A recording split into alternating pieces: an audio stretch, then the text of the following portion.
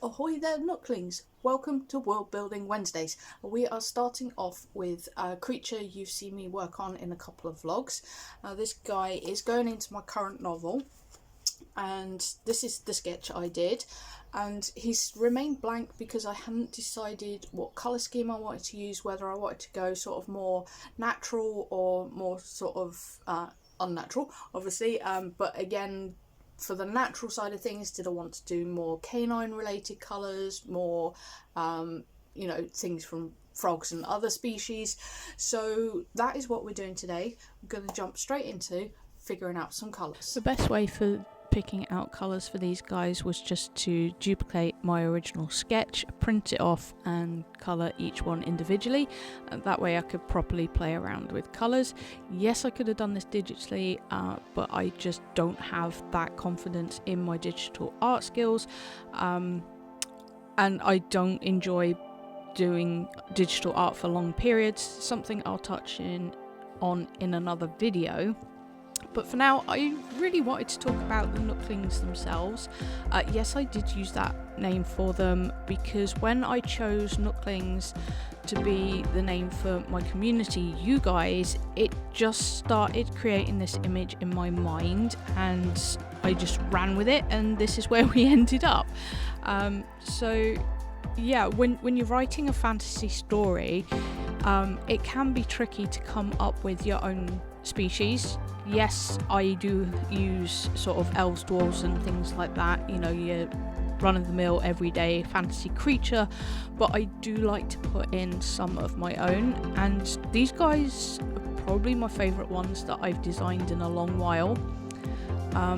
But what I like to do, especially as I grew up watching a lot of David Attenborough programs, is I like to go into full detail with them, not just their appearance and sort of basic behaviours as to how they would be just enough to be in the story, what they do in a particular scene or something that they feature in. I like to go fully in depth, and with these it was no exception. The only thing I think I'm missing is their lifespans, which I haven't actually given a lot of thought to. It's just one of those things I apparently forgot. But they are small sprite-like creatures that stand between 2 and 3 inches tall. They have round heads and round muzzles, but they also have long pointed ears. Small fangs protrude from the upper lips, and they have short slick fur. 3 clawed fingers on each hand are accompanied by 3 toes on each paw. Long tails act as rudders in flight, and they have 4 delicate translucent wings like a dragonfly's. And when they are not in flight, they will mostly walk on their hind legs, or I should say their legs, but sometimes will walk on all 4s. Though they are hands at the front, so they can pick up tools and things, but we'll get into that in a minute. In the wild, they live in hollows in trees, and they live in a colony that is run by a Nook King and Nook Queen. The tree they choose will always be an older tree. On occasion it will be younger, but they will never pick a sapling because they don't want to interfere with that tree's growth. Colonies can be from just simple small family groups to massive communities involving several generations and several different families. Usually the bigger the tree, the bigger the colony. So the males are called Esperin and the females are called Vespins. Any pair can breed, not just the king and queen. They only oversee the everyday runnings of the colony, make sure enough food's brought in, any supplies that are needed to build the interior of the colony's home and things like that.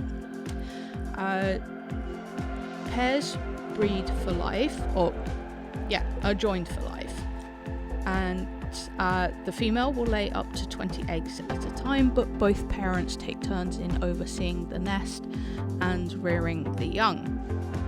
Let's see what else. Oh, and they eat insects, plants, berries, and all those kinds of fun things. Infant Nooklings are called Nooktines. There are those who choose to live with creatives. Creatives being artists, writers, you name it. And they are extremely sought after by creatives due to their helpful nature and their ability to just, make a creative's life a bit easier. They will help them find tools when they go missing or are out of reach, and they will act as a muse when things like writer's block, artist block, or anything like that strike the creative.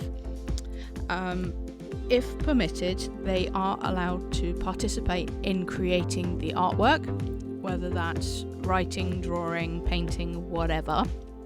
But that is usually with a long-term pairing of a Nookling and a creative. They will always make their home in the corner of the creative's workspace because it reminds them of the hollow of the tree they came from.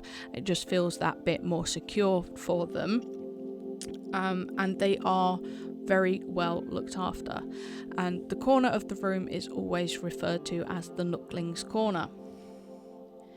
Let's see what else we've got. I know there's a lot more. This took me a long time to write out.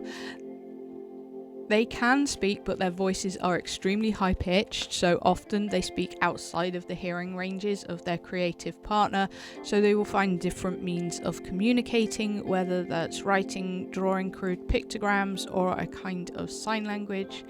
On occasion, some creators will have multiple Nooklings, and these become known as a hive. The hive is always run by the original Nookling that first joined with the creative. They're not always going to be the ones expected to be the Nook King or Nook Queen. I just decided whilst colouring these, getting onto the colours, that I loved all the colours so much that I am just going to use them all. So where I'm up to now, the first one is based on a blue jean strawberry poison arrow frog, but he has patchwork markings. The second is based on Dogberry markings. I do actually go through and put labels on all of these. That one is half Irish.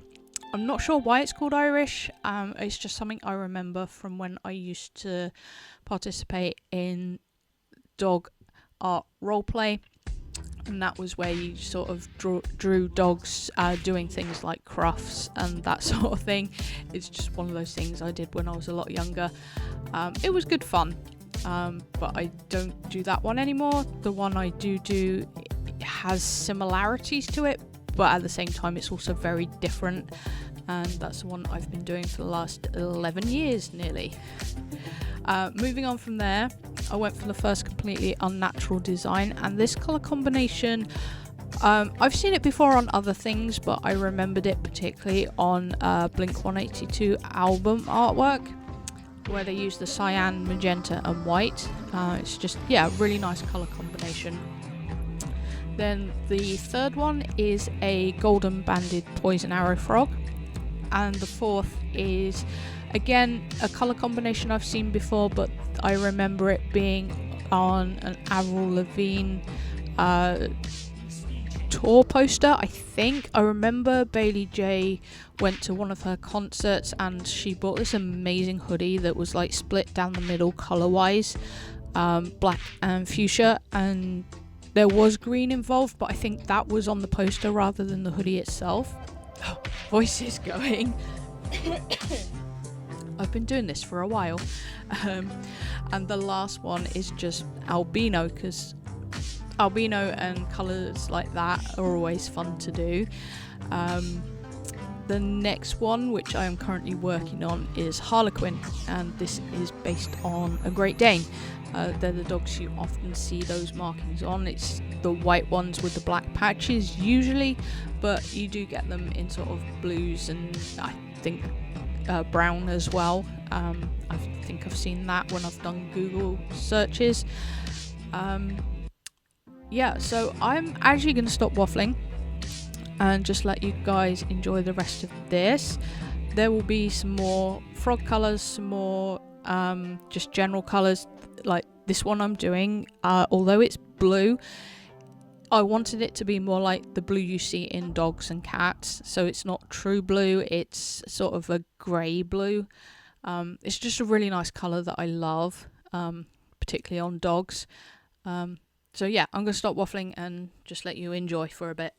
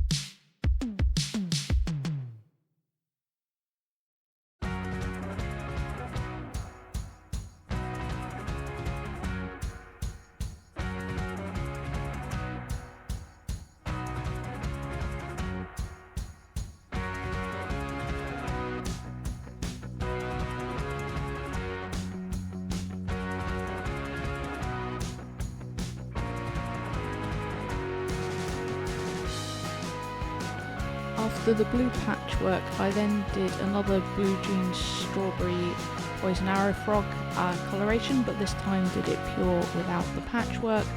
The next one I've labelled just as red, but technically it would be solid, so that means Nookling could be solid black, solid white, solid blue, or whatever else. The one beside that is based on a koi, because I just love their colorations, but I called it Winter Fire. And the final one, this is one of my favourite colour combinations. Most see it as the Halloween colour combination, but I see it more as the way I've labelled it, fire and ash, because it just reminds me of those things. And this is the one that's actually going to be in the book, and his name is Koro. Yeah, I just love how he turned out, and I love his half and half face markings. Yeah, just a particular favourite of mine. And the one, obviously, for the channel, the Acid Splash is what I named that one, and the colour name I gave it, and his name is actually going to be Pal.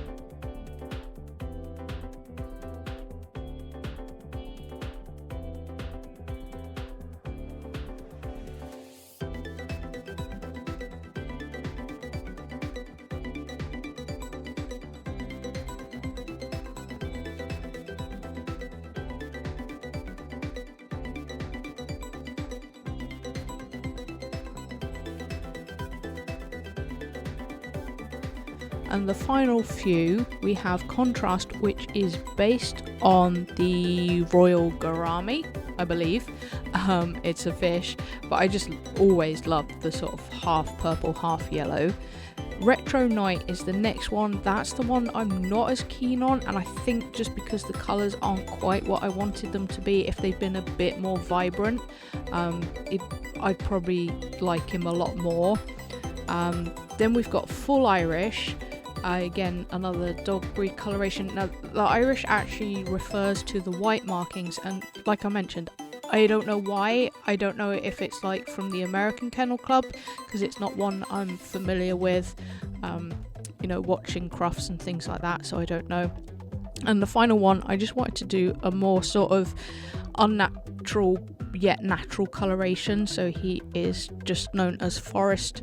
The coloration is known as Forest, so you've got the brown and the green, and yeah, I love him as well. They just all look so good. So they will probably make appearances throughout videos and stuff. I'll probably fit more of them into my stories going forward. We'll just have to wait and see where these go.